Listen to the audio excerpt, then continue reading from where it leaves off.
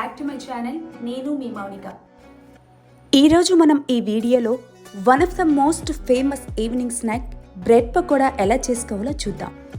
Bread పకోడాకి కావాల్సిన ingredients: bread 1 pack, onion 1.5 cup, పచ్చిమిర్చి 6, సాల్ట్ రుచికి తగినంత, పసుపు చిటికెడు, కారం 1 tablespoon, water 1/4 cup, oil పావు litre, garam masala 1 tablespoon, శనగపిండి 1 కప్, వరిపిండి 2 టేబుల్ స్పూన్స్, జీలకర్ర 1 టేబుల్ స్పూన్, కొత్తిమీర 1/4 కప్, కరివేపాకు 2 రెబ్బలు, అల్లం తరుగు 1 టేబుల్ స్పూన్.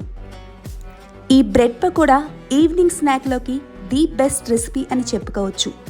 పిల్లల నుంచి పెద్దవారి వరకు ఫుల్గా ఎంజాయ్ చేస్తూ ఎంతో ఇష్టంగా తింటారు. బ్రెడ్ పకోడాని టేస్టీగా ఎలా ప్రిపేర్ చేసుకోవాలో ఈ వీడియోలో మనం చూద్దాం. ముందుగా నేనైతే ఇక్కడ ఫుల్ బ్రెడ్ ప్యాక్ని అయితే తీసుకున్నా.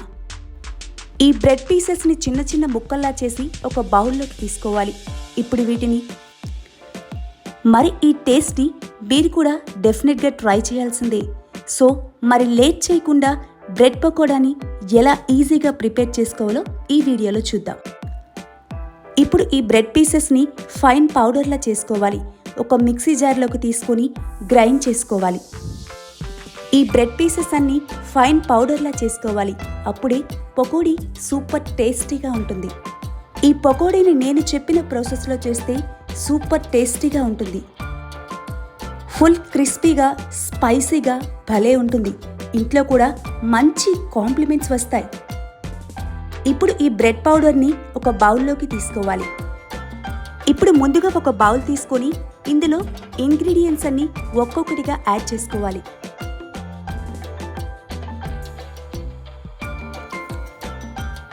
వన్ అండ్ హాఫ్ కప్ ఉల్లిపాయ ముక్కలు, 3 టేబుల్ స్పూన్స్ కొత్తిమీర తరుగు, 1 టేబుల్ స్పూన్ సన్నని అల్లం తరుగు, 1 టేబుల్ స్పూన్ కారం, 1/2 table spoon garam masala, salt రుచికి తగినంత, పసుపు చిటికెడు, 1 టేబుల్ స్పూన్ జీలకర్ర, 6 పచ్చిమిర్చి ముక్కలు, 2 టేబుల్ స్పూన్స్ వరిపిండి వేసి ఇలా అంతా కలిసేలా బాగా కలుపుకోవాలి.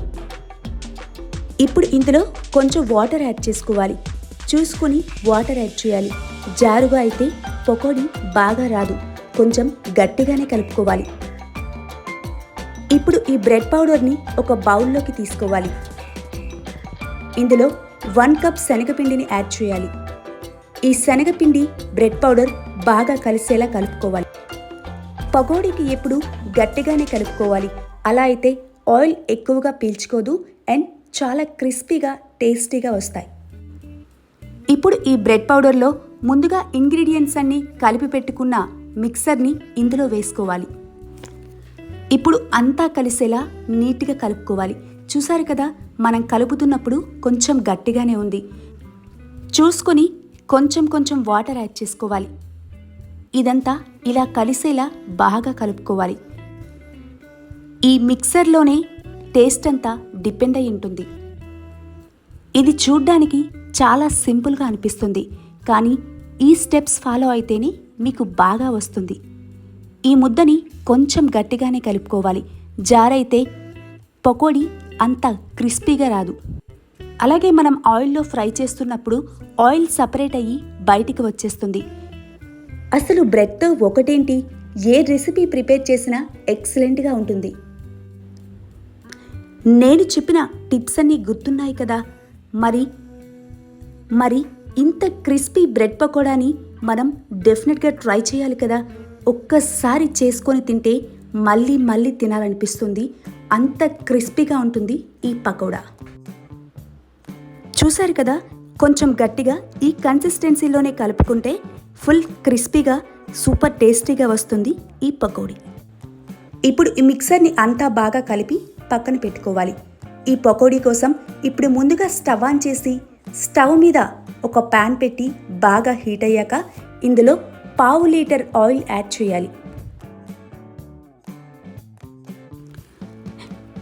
ఈ ఆయిల్ అంతా బాగా హీట్ అయ్యాక ముందుగా ప్రిపేర్ చేసుకున్న మిక్సర్ని ఈ ఆయిల్లో స్లోగా డ్రాప్ చేసి ఇలా పకోడీలా వేసుకోవాలి.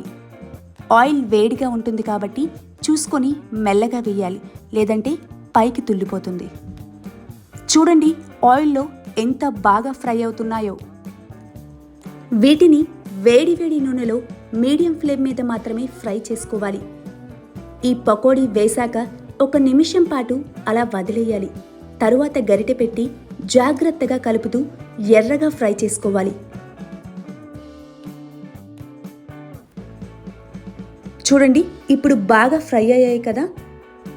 ఇప్పుడు వీటిని ఈ కలర్ షేడ్ వచ్చాక స్లోగా ఆయిల్లోంచి తీసుకోవాలి. వావ్, పకోడీ చూడ్డానికి చాలా కలర్ఫుల్గా ఉంది.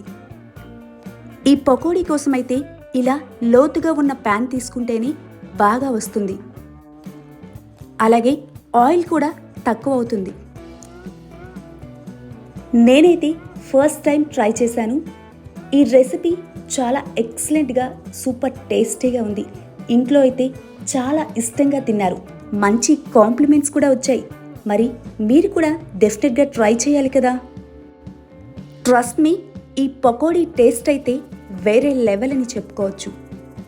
సో అంతేనండి, tasty tasty crispy crispy bread pakoda ready అయిపోయింది. మరి మీరు కూడా ఈవినింగ్ స్నాక్లోకి మీ ఇంట్లో ఒకసారి ఇలా ప్రిపేర్ చేసి పెట్టండి.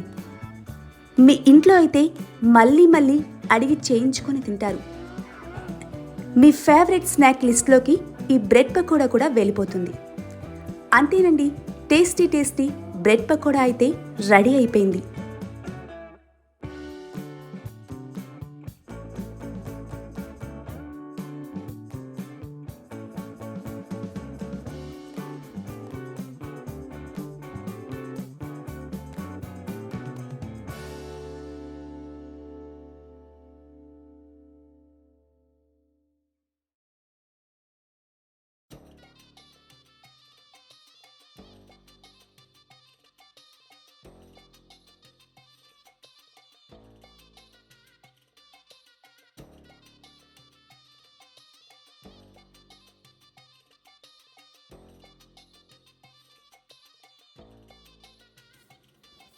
ఇవే ఇంగ్రీడియంట్స్తో మీరు కూడా మీ ఇంట్లో ట్రై చేసి ఎలా వచ్చిందో కమెంట్ చేయండి.